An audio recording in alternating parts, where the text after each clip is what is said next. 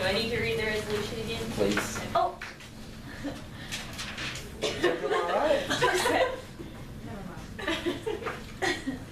Resolved, the U.S. government should pay for 2 years of community college for Americans.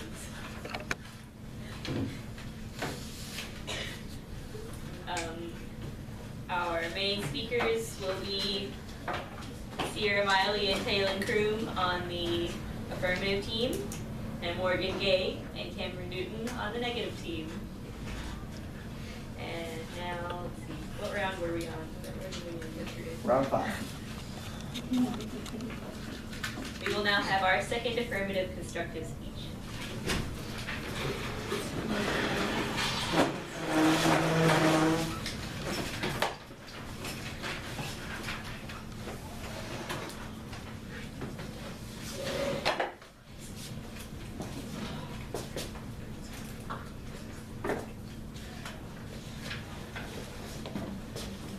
In his State of the Union address, Obama proposed a plan that would help many to lower-class citizens attend college, community college, for 2 years with free tuition.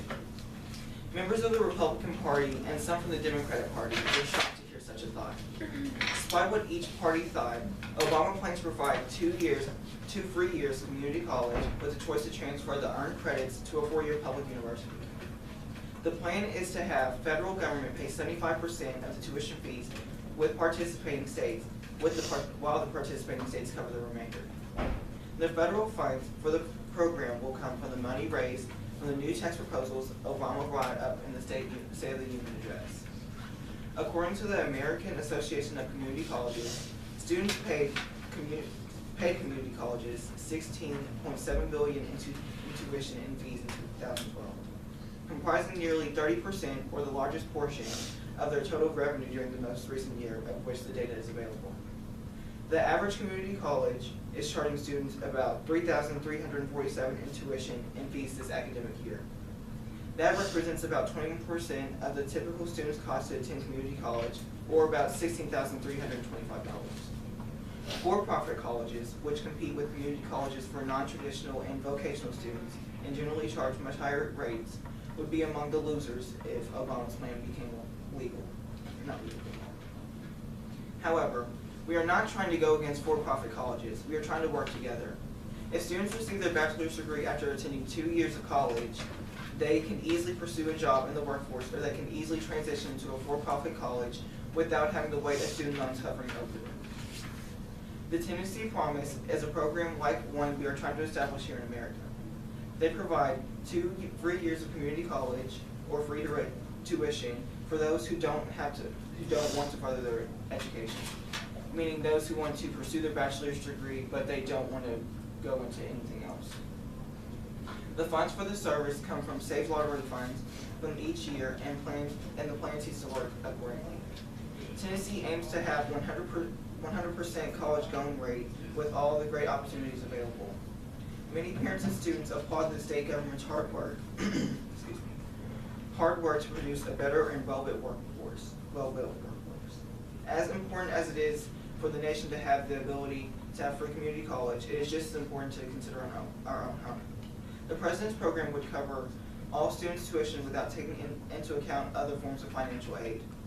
This means that low-income students could use Pell funds to cover the considerable additional cost of college, which would mean like housing, books, and costs were associated with reducing work hours and stuff like that. Somerset Community College here in Kentucky, for example, has a part-time community college expense net at $4,970, so roughly $5,000 and some change. If some students are eligible for the Pell Grant, which from July 2014 to June 2015 estimates $6,000, then part-time students at Somerset would have nothing to worry about. The federal government can cover all their tuition, and the Pell Grant can cover housing, transportation, books, and work-related issues. Not only is this what our students in Kentucky need, but this is what the American people need. We as a population need to establish a positive mindset that extra 2 years of education is applicable for everyone, not just seniors coming out of high school. There are many bright individuals that don't have the opportunity to grow in our workforce because of the college expenses that they face. Every single American has a right to their own education if they apply themselves to the work. Student advocates from the Huffington Post Politics believe that the college enrollment rate will increase and student loan debt will decrease while making local, state, and federal governments focus more on helping students attain a college degree. If many citizens see the opportunity to attain a bachelor's degree with no hassle and no stress, why not take the chance?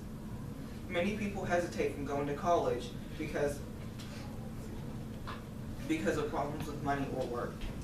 Giving people the chance to attend community college at any age is going to increase the enrollment rate in community colleges and for your public college. Also, Obama's plan could benefit the broader American economy thanks to a better educated workforce, which he said was key to the nation's ability to complete a global economy. And I quote, "In the new economy, jobs and businesses will go wherever the most skilled, best educated workforce resides. Because businesses are mobile now, technology means that they can be local anywhere. And where they have the most educated, most adaptable, and most nimble workforce, that's where they're going to locate. And I happen to look no further in the United States of America." Experts also say this plan could also help lower income students overcome the perception that college was out of reach. Being a teenager or adult who is struggling financially, it is very easy to doubt yourself when it comes to community college expenses. It is time for our lower income students to have a mentality that they will go to college and that they will receive a bachelor's degree. If Obama is trying to extend the average levels of education to K-14, we need to reassure that everyone will have a chance at an education. The initial plan is to provide free tuition at community college for those in need. Obama said you must keep a grade point average of at least 2.0 and you must be ready to work. This isn't about providing for everyone, but it's providing for those who want it. The American people need to be reassured that everyone will have a chance at an education. If you are attending college and you are pursuing the education you want, why not give the right to those who can't afford the expenses? If K through 12 education is educational and civil right to American society now, community college should be the same. Thank you. David, what does that do with the rest of your time? You'll tell me questions. Samantha, you'll call on people. Sierra? So would the housing and the books and the transportation all be included with this? I didn't get that. No, it's from the free tuition is what's going to be, will be covered. Different grants that people earn or different scholarships that could be covered with that. At the community college? Abby? Don't those certain scholarships already cover tuition as well?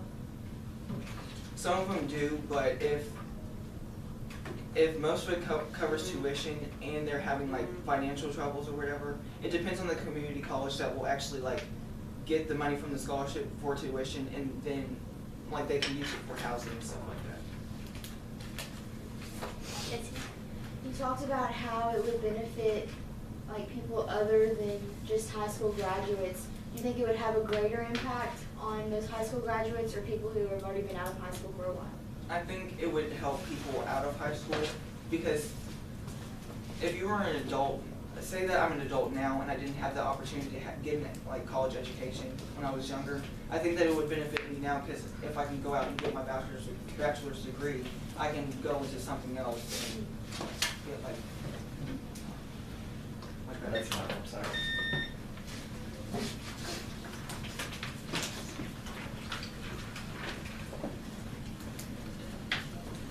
We will now have the negative cross-examination.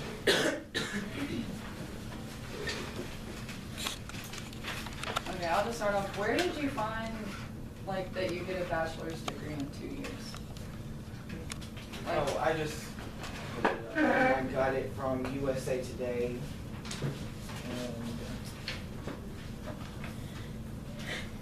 I can't find the other, but I got it from USA Okay. Today. I'm pretty sure in just 2 years of community college, it's only an associate degree, and you have to attend 4 years. So it would take 4 years of undergraduate study to receive a bachelor's degree. Oh, that was my fault. I said bachelor's instead of associate. Also, you try to say different things about for-profit colleges and the different ways in which this could seemingly work together with them. for-profit colleges typically have a better success rate with students in terms of graduation, and they may charge more, but I don't think it's fair to compare them necessarily to community colleges in that regard. I didn't necessarily mean to compare them, I just said that if they work together, I think that both colleges could benefit.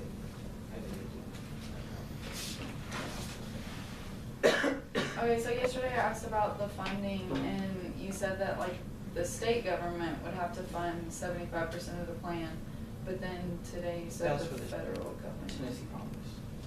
So Tennessee funds 75% of the plan. From like lottery funds and just other. Because like where this isn't a federal plan yet, and Tennessee took it upon themselves to do this first, obviously they couldn't be funded federally by 75%, so they took it upon themselves to be funded. I wonder why it's not more fair to just give more money to Pell Grants and other forms of government aid that can benefit a broader range of students than just the selective niche of community college students. Would it not be more reasonable and more lucrative to give them better alternatives or better options, I would say, to be provided for every student? I think that what they were trying to do was just make sure everyone is covered, to make sure everyone's tuition is covered. But as a Pell Grants, I don't have any say on that. I just think that that would be a great backup if you were not to have the ability to pay for community college and you have to go there for free. Then Pell Grant can be a good backup to pay for high schools.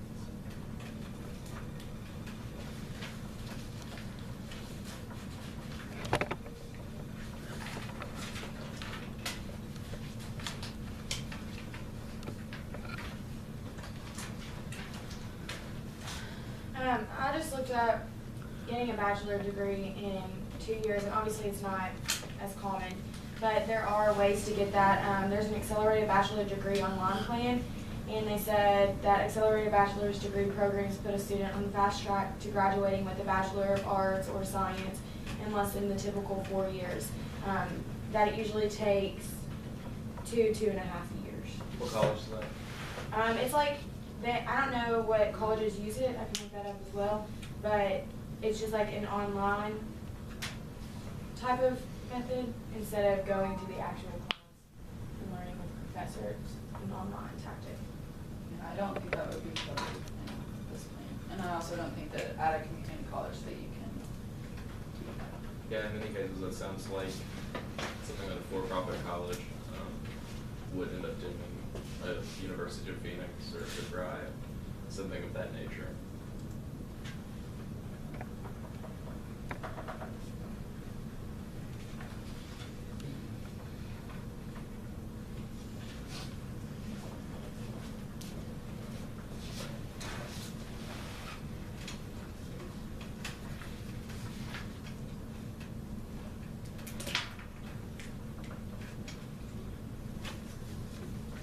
Do you know what the average amount of debt accrued by a community college student currently is? No, I don't. Okay.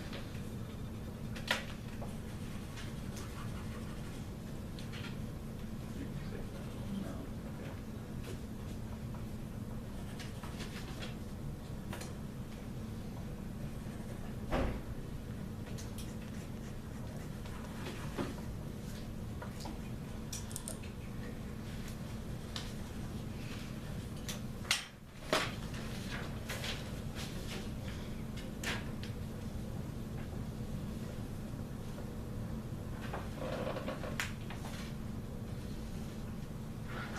Are we finished or are you all still a little more time?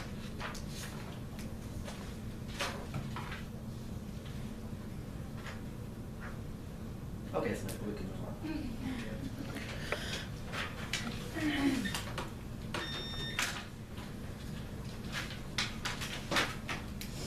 It's now time for the second negative constructive statement.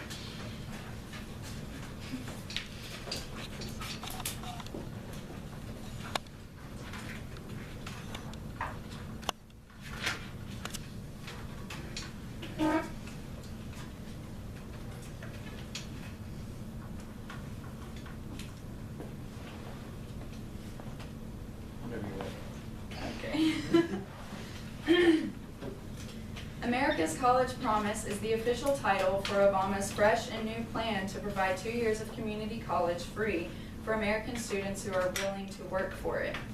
That sounds pretty great, right? That America can finally escalate and succeed in education globally. However, something America is already succeeding at is our immense national debt, our incapability to appropriately budget and balance the wealth and expenditure of our nation. Because this plan is a fairly new one, budget accommodations and anticipated expenditures are both simply estimates. In an article published by The Week magazine, it is stated that the White House estimates that this proposal would save students approximately $3,800 per year in tuition, benefiting as many as 9 million Americans. Well, that sounds amazing that potentially so many students may benefit from this plan, but what will that cost America? If this promise were to cover 9 million students with an average of $3,800 in tuition, 1 year would cost $34,200,000,000 on our national and state government. We look at that over the course of the next 10 years and we see an astounding and horrifying cost of over $1/3 trillion. We must also keep in mind that this is only accounting for the 9 million Americans expected to benefit from this the first year that it's introduced.